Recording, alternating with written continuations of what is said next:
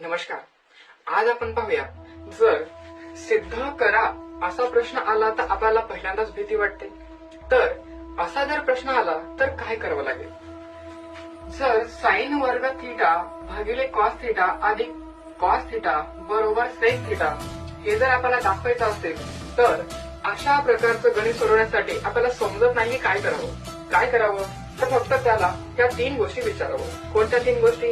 की सूत्र ठेवता येतं का? तर सूत्र काय असतात हे आपण काल पाहिलं. किंवा थिटाची किंमत ठेवता येते का?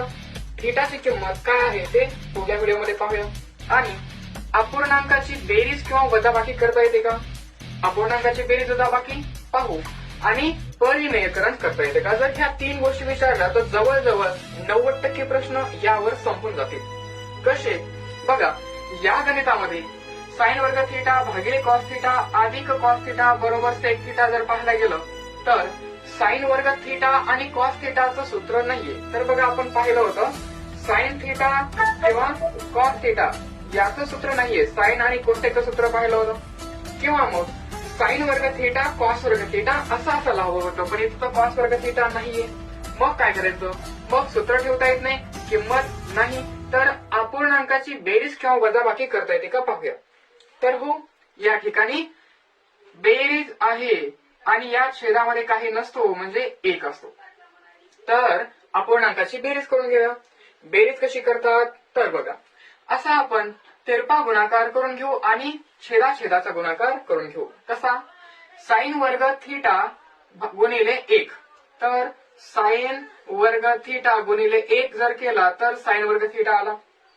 अधिकचं चिन्ह देऊन टाकलं आणि कॉस थिटा गुणिले कॉस थिटा त्याच संख्येनं जर त्याच संख्येला गुणलं तर त्या संख्येचा वर्ग होतो. तर कॉस थिटा गुणिले कॉस थिटा कॉस वर्ग थिटा अशा प्रकारचं आलं. आणि भागाकारामध्ये काय आलं? तर भागाकारामध्ये आला कॉस थिटा गुणिले 1 म्हणजेच कॉस थिटा. आणि बरोबर काय दाखवायचंय? Sec theta. बघूया मग यावर काय करता येते का? तर साइन वर्ग थिटा अधिक कॉस वर्ग थिटा यामध्ये आपण काल पाहिलं होतं की वर्ग म्हणलं तर ह्या त्रिकोणामध्ये किंवा या त्रिकोणामध्ये पाहायचं असतं. आणि त्यामध्ये बेरीज असताना पहा, साइन वर्ग थिटा अधिक कॉस वर्ग थिटा ह्या दोन्हीनुसार हा तिसरा येतो, म्हणजेच 1 येतो. हे सूत्र आपण काल पाहिलं होतं. जर पाहिलं नसेल तर तुम्ही पाहून घ्या या अगोदरच्या व्हिडिओमध्ये. तर साइन वर्ग थिटा अधिक कॉस वर्ग थिटा बरोबर येतो 1. तर देऊन टाकला 1 आणि छेदामध्ये राहिला कॉस थिटा. मग पाहायचं 1 आणि कॉसचा काही संबंध आहे का? तर हा 1 आणि कॉसचा काल आपण पाहिला होता की 1 भागाकारात कॉस असेल तर सेक येतो. तर सेक थिटा बरोबर 1 भागिले कॉस थिटा. तर याच ठिकाणी आहे 1 भागिले कॉस थिटा. तर याच्या जागा आपण लिहू शकतो तर सेक थिटा, जो की आपल्याला जो सिद्ध करायचा होता तो उत्तर येतो.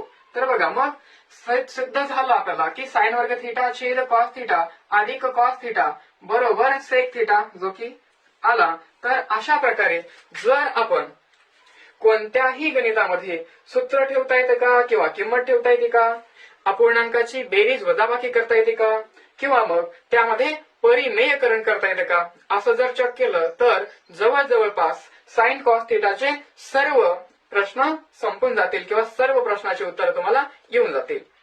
अशाच प्रकारे व्हिडिओ पाहत राहा. आपण पाहूया की साइन थिटा आणि कॉस थिटाचे अनेक जे की आपल्याला अवघड वाटायला लागतात हे प्रश्न सोडून घेऊया. धन्यवाद.